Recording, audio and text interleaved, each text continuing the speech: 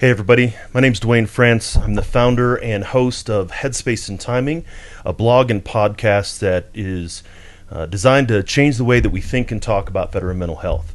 I am the host, like I said. I am a combat veteran and a clinical mental health counselor. And my goal with the blog and the podcast and the speaking that I do is try to influence the way that the veteran community thinks and talks about veteran mental health. One of the ways I do that is through my podcast, Headspace and Timing, which you can find on veteranmentalhealth.com and all the podcast players where you can find podcasts.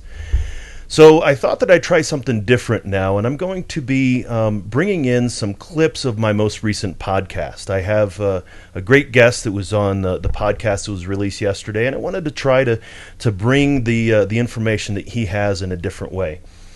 So the podcast that I'm going to highlight today is episode 135, and my guest yesterday actually was Dr. David Kieran. Now, Dr. Kieran is an author, a professor, and a historian.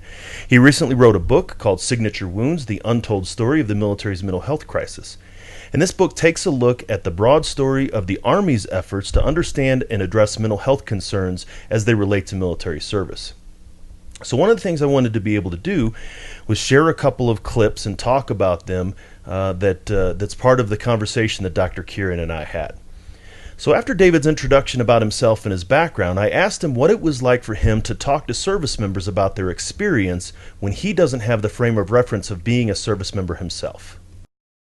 First, it was extremely illuminating, that I'm not a veteran and certainly not a combat veteran. And so to have the chance to talk with them about their experiences was a tremendous learning opportunity for me. Also, one, I was really mindful of what I didn't know and who the expert was in this situation. You have to listen to veterans and ask them about their experience and engage with them about their experiences. And over the years, I have been surprised when I've talked to veterans how often I'm the first person to ask them about their experience. So this is something that's actually pretty typical when you actually you hear people that say that they don't know a lot of veterans, they haven't talked to a lot of veterans. And so it's always interesting as a veteran to hear someone like Dr. Kieran say that not a lot of people ask veterans, whether it's because they think they might not like what they have to hear or that the veteran may not want to talk about it. But in my experience, veterans really do want people to hear their story. Another thing that David identified was that there are two narratives that emerged out of the discussions about the psychological impacts of combat. As I got into the research, what I realized was that there are multiple stories and multiple strands of this larger story of the way mental health became a major issue for Americans to sort out and deal with over the course of these wars. So on the one hand, for people who were opposed to the Iraq War, the stories of veterans who were returning home with post-traumatic stress disorder, who were returning home with brain injury, who were returning home with a range of mental health issues that sometimes lead them to contemplate attempt or sometimes die by suicide, becomes really powerful rhetoric for the anti-war factions in Congress and in the general public to say, look at what is happening to these men and women who are serving in this terrible war that the country never should have fought. And so that was one strand that you could follow through political rhetoric and through media coverage. But then at the same time, inside the military, there was a real awareness of these issues and a real attempt to address them and to find out through very rigorous and very sophisticated research what were the mental health outcomes for service members who were deployed, what were the barriers to treatment, and what was necessary to prevent and treat mental health issues. And if you think about those two narratives that I just sketched out, they actually, although they were happening simultaneously, they approached mental health from very different sides. One was these mental health conditions are indicators of how awful these wars are and are evidence for an anti-war position. On the other side, there was these are medical realities that are, in a sense, inevitable to some degree when you put people in a combat situation. And therefore, they are conditions that we, as a military, are responsible for researching and treating and addressing. So I found that really interesting when Dr. Kieran was talking about how some individuals used the mental health crisis happening in the military as a message, as many people often will. An example, again, like you said, of why people shouldn't have been engaging in this. Whereas the military itself was like, hey, doesn't matter why it's happening, but the fact that it's happening is we need to address it. Now, in David's previous book, Forever Vietnam, he took a look at the lasting impact that Vietnam had on American culture, and we talked about a lot of this in the conversation. When asked about the differences between the veterans he talked to from the Vietnam era and the veterans from the Global War on Terror, he said that he did notice some particular differences. In Iraq and Afghanistan, you had people deploy multiple times. And this was something the military had never done before. They'd never cycled people. Deployment, home, and some people, like you, are 3-time deployers, and some people are 5- and 6-time deployers by the time the war is over. One of the key issues that they had to confront was, well, what are the consequences of multiple deployments? What are the consequences of this cycling of deployment and dwell time that the military had never really thought about? How long can you deploy somebody for? There's reasons, and I can talk about them, why they go to the 15-month deployment that have to do actually with maintaining the force in a certain way, and maintaining it is in a sense an effort to maintain the well-being of the force. How long does a person need to be home in between deployments in order to get back to their baseline mental health? And can you do that at a time when you're fighting 2 wars that are very kinetic and you have a relatively small force that you're asking to do this? And so Vietnam, none of those things were really operative. And the other issue with the all-volunteer force is that now more and more service members have families, and trying to think about family mental health and both the impact on a deployed service member's mental health when they have a family at home versus the mental health of the spouse or partner or children who are worrying about the deployed service member. These were relatively new things that the military hadn't had to think about in Vietnam. They were problems that had to be solved in the 21st century. Again, this is something that was really interesting for me to hear David's point of view on the fact that, yeah, he's exactly right. My father was a Vietnam veteran, but I wasn't born until 5 or 6 years after he got out of Vietnam. And he got out of the military. He got out of the military the day my sister was born.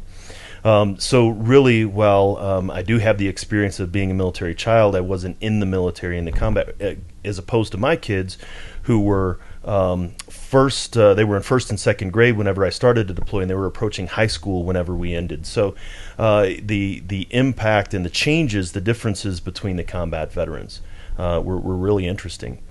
Expanding more on the discussion of how a service member's family impacts their psychological well-being, David explains how his research identifies this as a significant difference between current conflicts and those in the past. When you are a service member with a family, and especially in these 21st century wars where the connectivity is so great, where you have cell phones and you have email and you have Skype, and the soldier in Iraq or Afghanistan is not completely disconnected from what's going on at home first, right? So if your kid is struggling at school, or your kid has a health problem, or your partner or spouse is struggling because they are suddenly a single parent having to do all of the caregiving and run the household and all of these things, that's an additional stressor for that deployed service member, right? They're worrying about those issues. And at the same time, you have the people at home who, and I write about this in the book, are in, the amount of anxiety and depression among military spouses and children goes up quite a bit during these wars because they're worried about their loved one's well-being, and they're saying things like, well, every time the phone rings, is it going to be bad news? Every time I come home and I turn the corner, I'm hoping there isn't a government sedan parked in front of my house with a chaplain and casualty notification team. And to live through that experience of deployment constantly on edge is really hard for spouses, really hard for children. And then you add to that the multiple deployments where people are coming home, and how do you get back into a marriage when you've been gone for 15 months and you're leaving again in nine more? If you go away and you have a first grader and you come back and they're a third grader, how do you connect with that child? There's a lot of additional stressors that go into the fact that we now have a force that is largely partnered has children, and so on. And I think it's really important to take into consideration the stress and strain that is heightened on families as we pursue these lengthy wars. And again, it really resonated with me. My wife really had a different experience on deployments than I actually had. She was with me for 4 out of my 5 deployments. We weren't married on my first deployment. And so it was one of those things that, exactly right. She did experience things differently. Or a little bit about halfway through, I start seeing some people coming in the comments. I see my cousin Katie. Katie, hello. I really appreciate all of your support. In a lot of my family, my cousins, my aunts and uncles, like Katie and my extended family, experienced my military service very differently than I did. Whenever something happened, I knew I was safe immediately, but maybe my family didn't know for several days until I could get back in contact with them. So the impact on the families themselves had a significant impact on the way that even veterans thought about the military service. So another thing that Dr. Kieran identified in his research with the Army, and this was the branch that he primarily focused on, was that there were often 3 different ways that deployments impacted service members. What the Army became really good at was saying to veterans, to soldiers, that it is inevitable when you go on a deployment that you will have a psychological response to it. That it is impossible to come back from a deployment without having been changed by it in some way. And some changes are for the better. Some veterans talk about the intense camaraderie that they had and the sense of purpose that they had. And that then when they return home and they leave the service, well, I don't feel quite as connected anymore. I don't feel like whatever I do in my day job now has the same sense of purpose. And that can be a struggle and a stressor. But also that you can have some negative outcomes from your deployment that might need some treatment. And then in the middle, there are all these things that would be healthy adaptations to being in a combat environment that are not healthy adaptations when you are home, right? So as you can see, we're still trying to work some of the bugs out, but a lot of what Dr. Kieran was talking about were these 3 different methods. The very good experiences, selfless service and sacrifice is very important.